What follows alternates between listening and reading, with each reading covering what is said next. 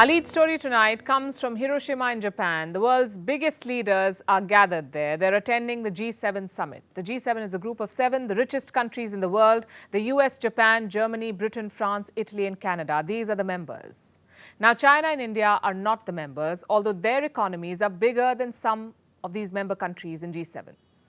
You see, this group was created 50 years back, and since then its membership has not been reformed much. There's been no revision, even when the GDPs of countries like India and China have surpassed those of France, Italy and Canada.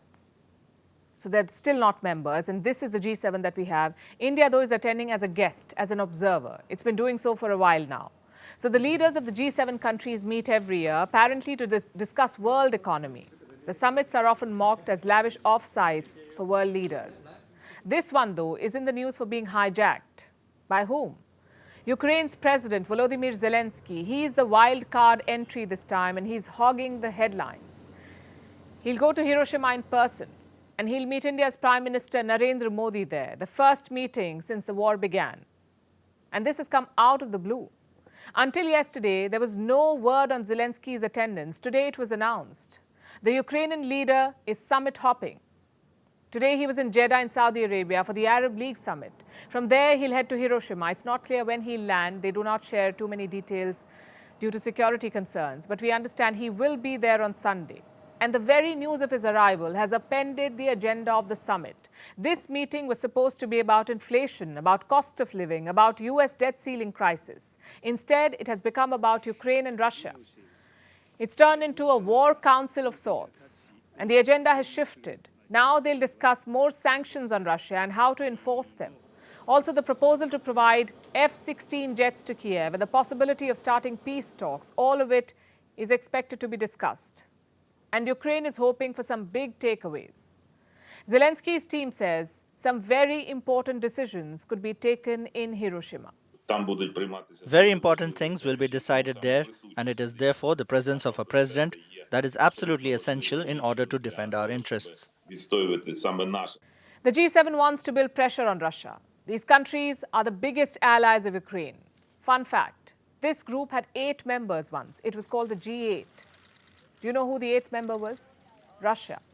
It was expelled in 2014. What for? For taking Crimea from Ukraine. Crimea is a peninsula. It used to be part of Ukraine. 9 years back, Russia annexed it. So it was dropped from the G8. And now we have the G7. And this is a group on a mission to make Russia pay for invading Ukraine. They want to project a united front against the Kremlin.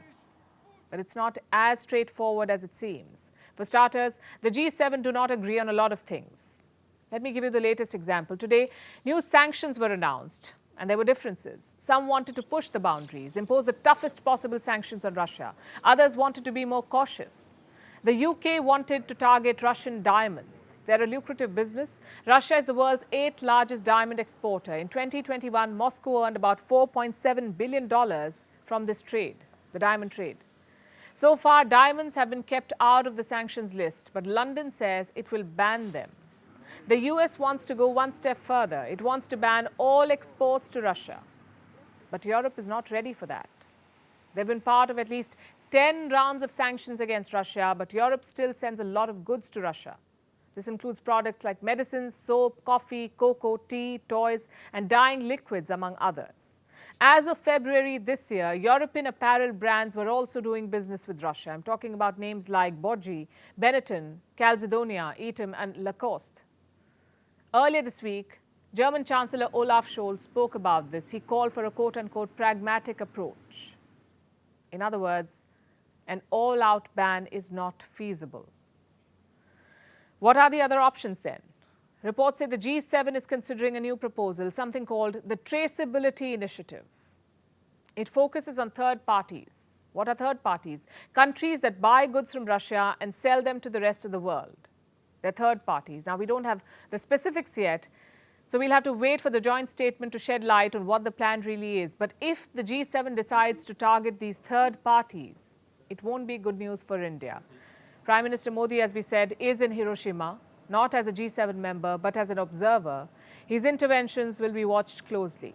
He'll meet the Quad leaders there. He'll meet Zelensky, of course. It'll be a test of India's diplomacy, how to navigate conflicting agendas, secure India's interests, and maintain strategic autonomy. This promises to be a busy weekend. We'll keep you posted.